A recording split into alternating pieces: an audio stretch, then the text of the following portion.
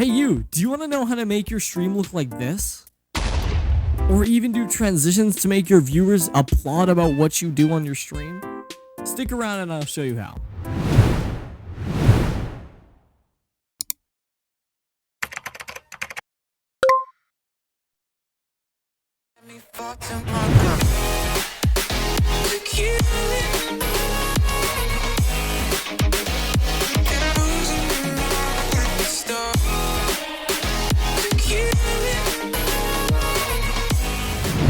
Hello guys, my name is Derp and welcome to a new tech tutorial.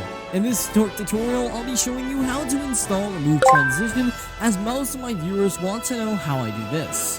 Which is I switch my cams with either a transition, or I just switch it with Move Transition like that to make my stream look pleasing to my viewers, and I use this on Omegle to do some cool tricks. Now, the first thing you want to do to learn this is I will leave this link in the first description of the video. This is the Move Transition plugin.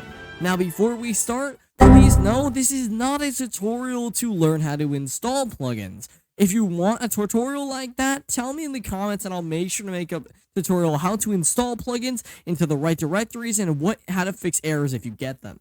So first of all, what you want to do is you want to click install the Move Transition plugin, and once it is installed, go to your OBS, and then you should go here, and you should see Move. Once you see that, you should click the plus, and you should see Move here. You click Move, you name it whatever. For this tutorial, I'm going to name it Test, and this will pop up. It may look very confusing at first, but this is a pretty easy plugin to use if you know what you're doing. So I'm going to explain this in the simplest terms possible. I'll explain what this does. First of all, match if the source name pretty much contains the other source name. If you check this, pretty much the source that has the same name from the source you're matching it to, it will match it and do the transition with that source perfectly. But if you do it and the source doesn't match, it won't work.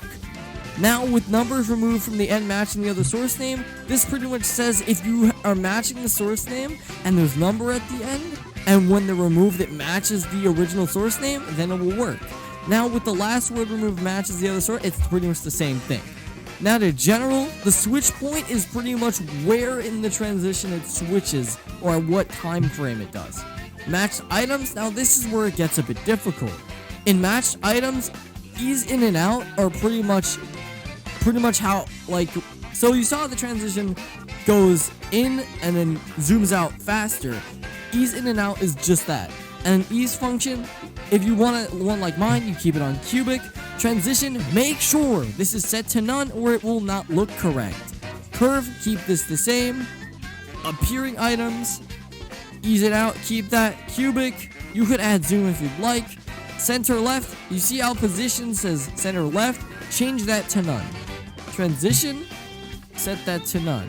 As we said over here, as it's set to none. And these are both set to none. Now for disappearing items, you do the exact same thing. You put none, and then you set this to none. Now, if we preview the transition, you'll see that it switches in and out between things. And pretty much, it is that easy.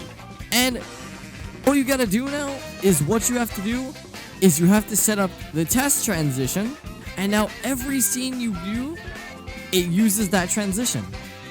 Now, if you want to get a bit more technical and do my transition, for example, this transition right here, which I use through my Stream Deck, where I switch the cam from face cam, where I have over here, and I click hand cam, and there is another cam in this corner. Pay attention.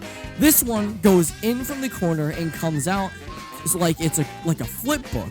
And if I click the multicam, then it comes to my face cam, and I can do that over and over again until it looks good.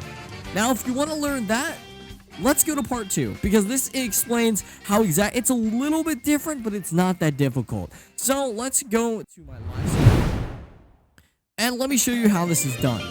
So if we go to my Move Transition, with my transition, if we go here, and we click Properties, and we click Preview, it's the same thing. Now, I'm going to show you how to set all this up so you can do the exact same thing on your stream. So first of all, what you're going to want to do, if you want to set up a multicam setup like this, you will need two things. First of all, you'll need two cameras. That's pretty much it. My hand cam is mounted on my shelf and my main cam is in front of me. So how to set this up is, if you have your face cam here and you have your hand cam here, take your hand cam, make sure it's selected on your device. Let's say I select this one and it moves around. You're gonna copy that device. Then, go back to your face cam. Pretend this isn't here. We're gonna pretend these aren't here. Then you paste this. You make this smaller, or you can make it how big. You can put it wherever you want on the screen, because if you remember, we put the position to none. So that means wherever this thing is on the screen, it will use the same transition.